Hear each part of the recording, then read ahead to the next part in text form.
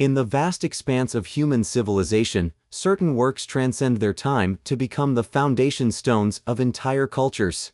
In ancient China, one such work emerged from the depths of personal tragedy and imperial ambition, a monumental chronicle that would define how an entire civilization understood its past, present, and future. The year is 145 BCE. The Han Dynasty has consolidated power across China, but the empire's past remains fragmented, a collection of myths, legends, and scattered records. Into this void steps a man whose name would become synonymous with Chinese historical writing, Sima Qian. To understand the revolutionary nature of Sima Qian's work, we must first understand what came before, or rather, what didn't exist. There was no comprehensive history of China. The past was preserved in fragments, in court records, in oral traditions that changed with each telling. Sima Qian was born into this world of fragmented memory as the son of Sima Tan, the grand historian of the Han court. The position of grand historian was not merely that of a record keeper, it was a sacred trust, a responsibility to preserve the cosmic order through the careful documentation of human affairs. The grand historian held a unique position in Chinese society. They were part astronomer, part archivist, part moral philosopher. They believed that by properly recording the patterns of history, they could help maintain the harmony between heaven and earth. Sima Tan harbored an ambitious dream, to create a comprehensive history that would trace Chinese civilization from its mythical origins to his present day. But as he lay dying in 110 BCE, this monumental task remained unfinished. According to Sima Qian's own account, his father's dying words were a plea that would echo through the centuries: "Our ancestors were grand historians for the Zhou dynasty. Now that the House of Han has risen to power, I have failed to discuss the enlightened rulers, the worthy ministers, the loyal subjects, and the filial sons of the world. I die with this as my greatest regret." This moment represents one of the most poignant passages in all of Chinese literature. Sima Qian wasn't just inheriting a job, he was inheriting a sacred mission, a debt to the past that could only be repaid through the most meticulous scholarship.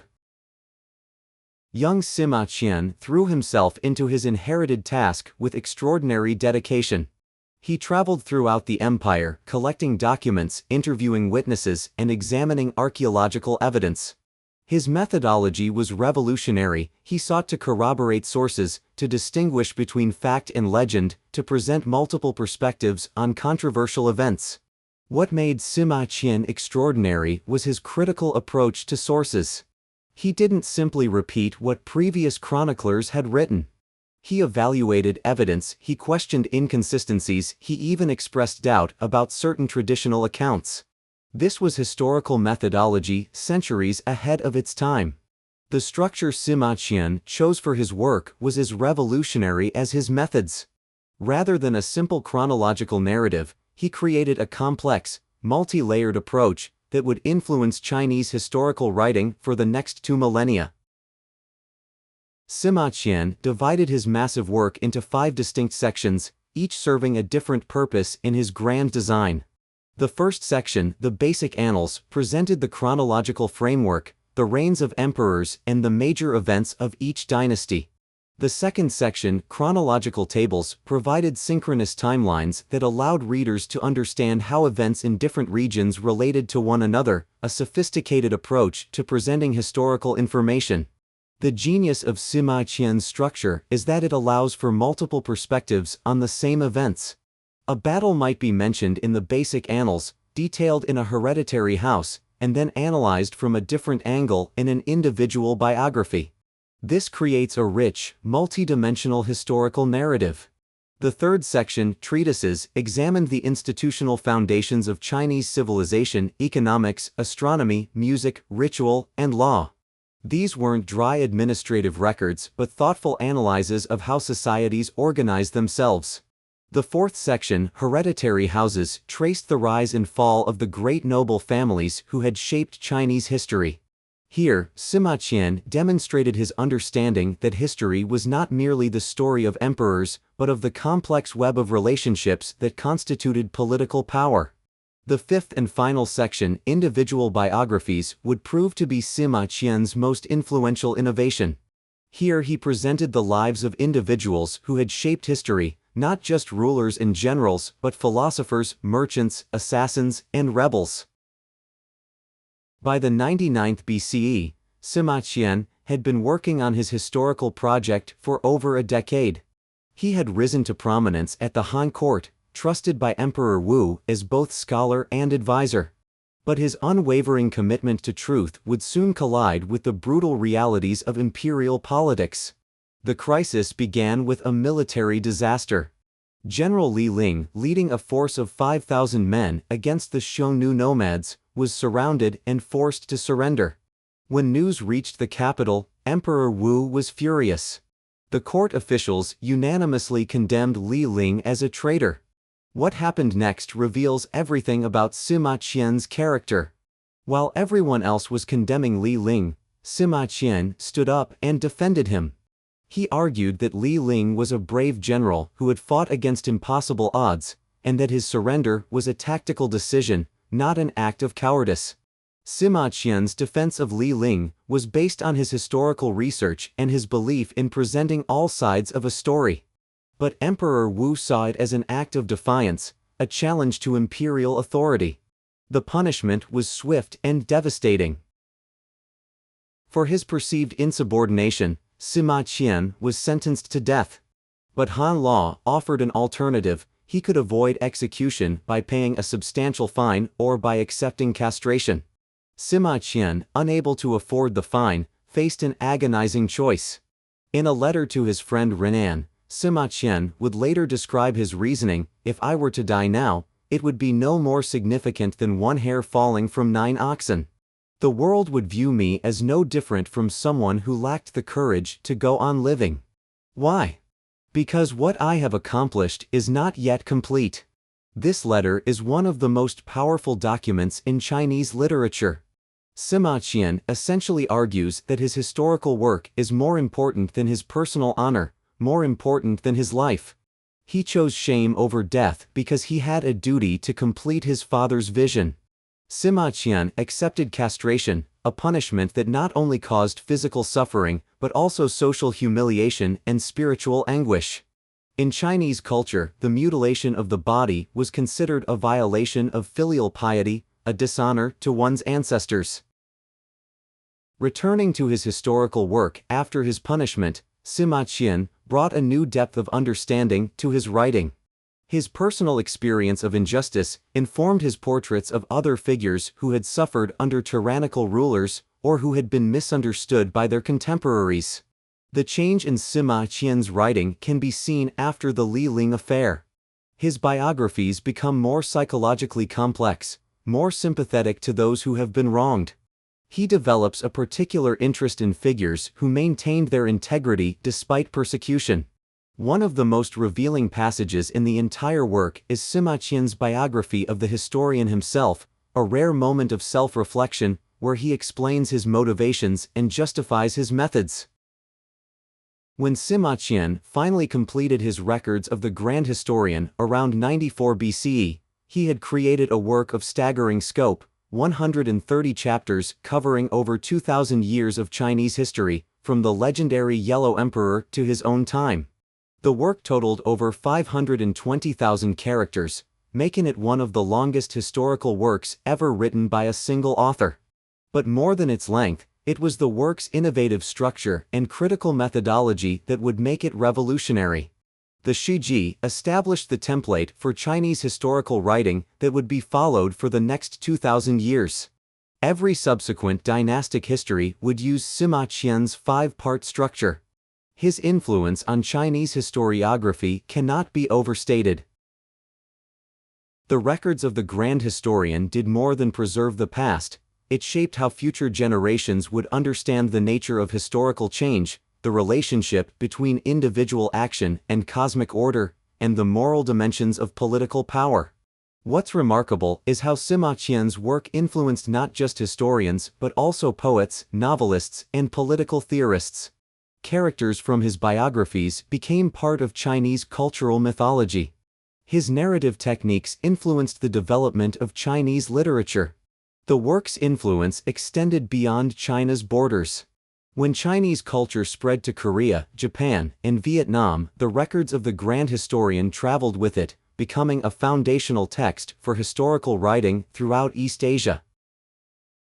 Reading Sima Qian today, we encounter themes that remain remarkably relevant: the tension between individual conscience and state power, the complexity of human motivation, the challenge of distinguishing truth from propaganda, and the responsibility of intellectuals to bear witness to their times.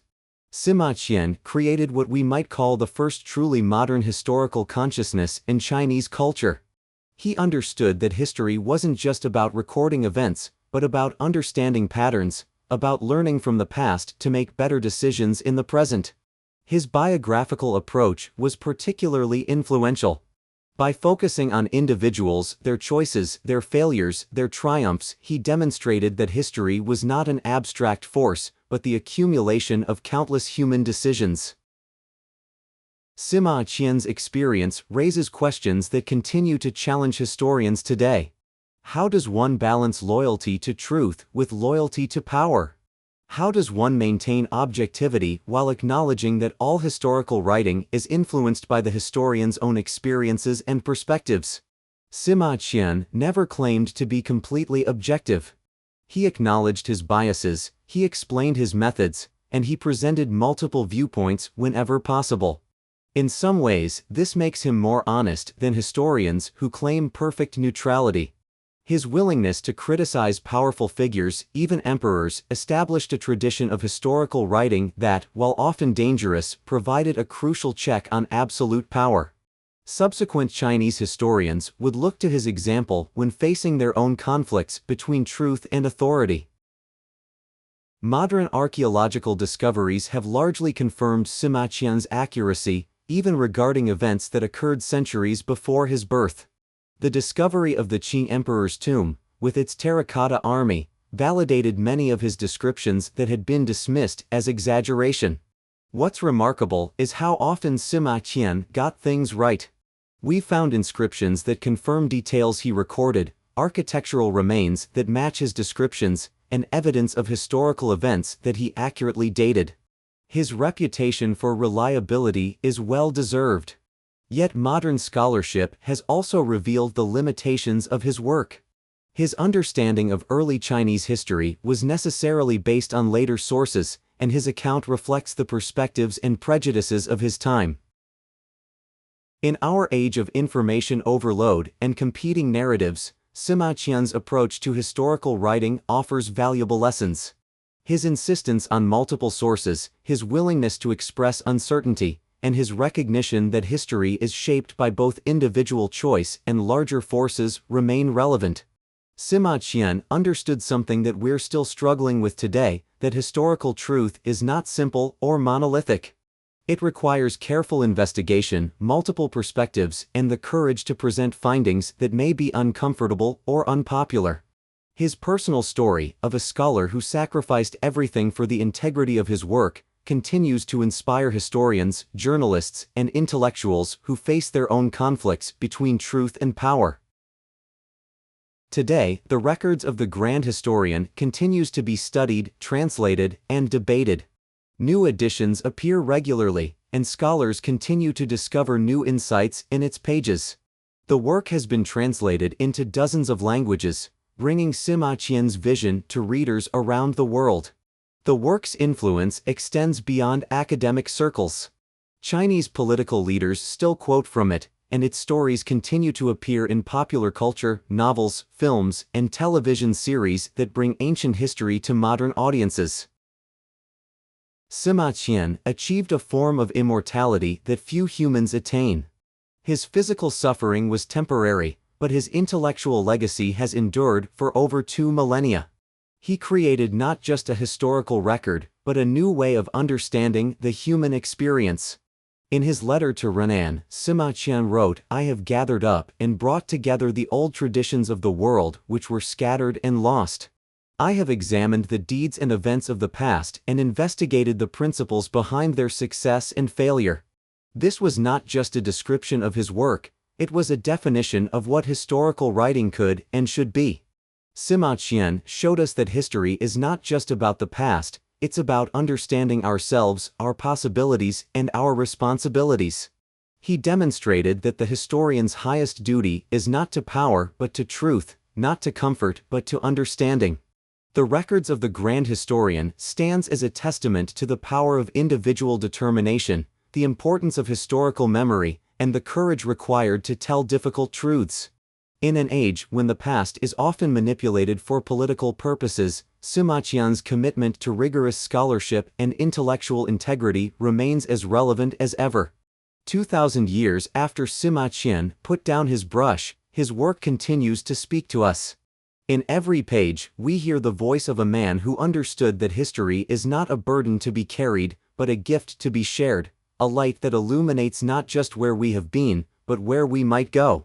The Records of the Grand Historian remains one of the most influential works in Chinese literature and historiography. Its 130 chapters continue to be studied by scholars worldwide, and its influence can be seen in historical writing throughout East Asia. Sima Qian's sacrifice and dedication created a legacy that has enriched human understanding for over 2 millennia.